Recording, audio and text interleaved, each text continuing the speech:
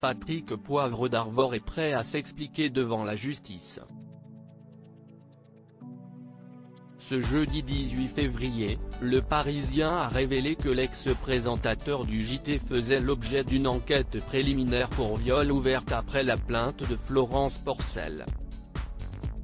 L'autrice l'accuse de l'avoir agressé sexuellement en l'embrassant de force et en introduisant la main dans sa culotte en 2004 et de l'avoir obligé à une fellation 5 ans plus tard.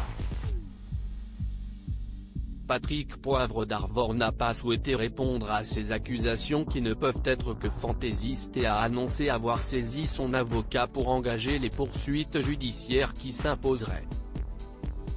Son conseil, M. François Binet a expliqué aux Parisiens que si son client ira répondre à toutes les questions que la justice lui posera, il ne transférera en revanche pas ce dossier dans la presse. Au lendemain, un ami du journaliste a souhaité prendre la parole.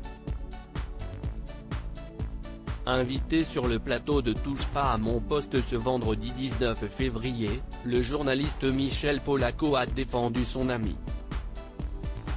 S'il y a une chose que je connais chez Patrick comme étant une qualité, si est quelqu'un de raisonnable, de raisonné, de doux, de calme, si est le contraire d'une brute, le contraire d'un macho, d'un personnage qui cherche à s'imposer, a expliqué celui qui était le parrain de Solène, la fille décédée de PPDA. Si est donc le contraire d'un violeur. Selon Michel Polaco, le Patrick Poivre d'Arvor dépeint depuis hier n'est pas du tout le même que celui qu'il connaît. Je pense qu'on aurait pu se dispenser de le déshonorer, mais s'il faut en passer par là. Bah passons par là, a-t-il continué. Et on verra ce qui dira la justice.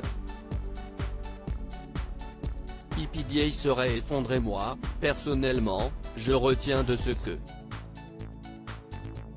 Sur les dizaines de femmes qui ont, à un moment, joué un rôle dans sa vie, dans celle de sa famille, dans sa vie professionnelle, jamais aucune n'a émis le moindre doute sur son comportement, a continué l'ami de PPDA dans Touche pas à mon poste.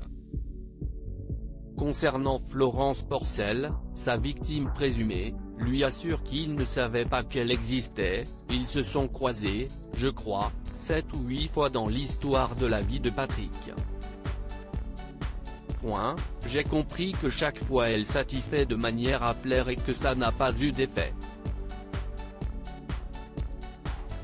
Toujours selon lui, PPDA n'a jamais vraiment remarqué l'autrice et serait aujourd'hui effondré par les accusations dont il fait l'objet.